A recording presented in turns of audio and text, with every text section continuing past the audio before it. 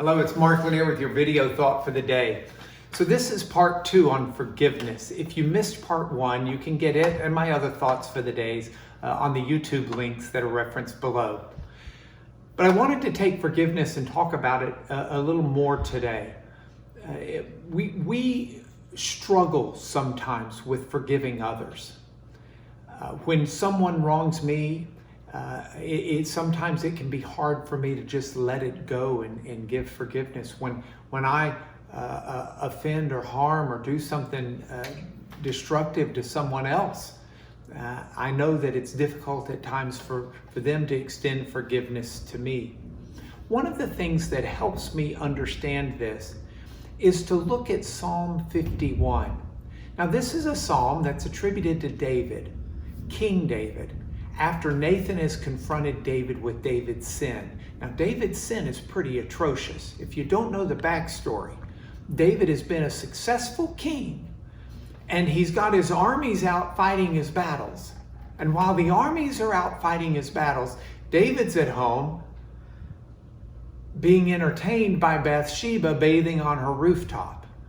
David brings her into the royal palace, commits adultery with Bathsheba, impregnates Bathsheba, and then realizes he's got a problem on his hands. Bathsheba's married, and her husband Uriah is out fighting David's battles for him.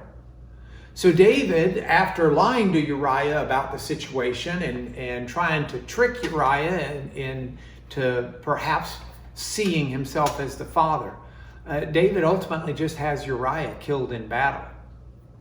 So now you've got King David, and he's sinned against Uriah, he's sinned against his people, he's sinned against his army, he's sinned against Bathsheba. And out of that sin, David writes a psalm that says something very provocative. The psalm begins with David's plea to God, "Have mercy, Lord, in your kindness, blot out my transgression." And then in verse 4, in the English, it's verse 5 in the Hebrew, David says the following. He says, "Laka," against you. "Levadka," against you alone, only you. "Chatati," have I sinned. David says to God, my sin is against you, God, and you alone. I'm sitting here reading this and I'm thinking, well, tell that to Bathsheba, tell that to Uriah, tell that to your army, tell that to your people. But what David was saying is a core understanding for us when it comes to the issue of forgiveness.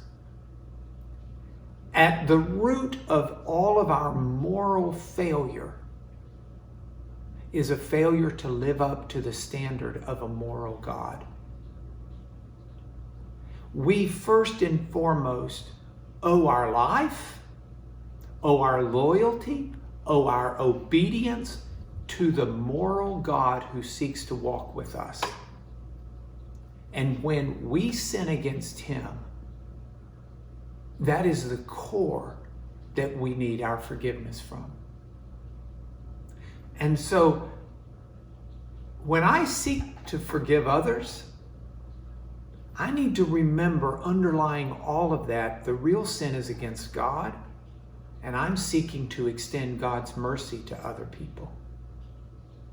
I may feel wronged, I may be wronged, and that's valid, but it is just a remnant of the true wrong that's been done against God. By the same token, when I sin against others, I need to repent, I need to apologize, I need to seek to make things right, just as I discussed. But beyond that, I need to understand at its core, I have offended the holiness of God. And my forgiveness needs to start there.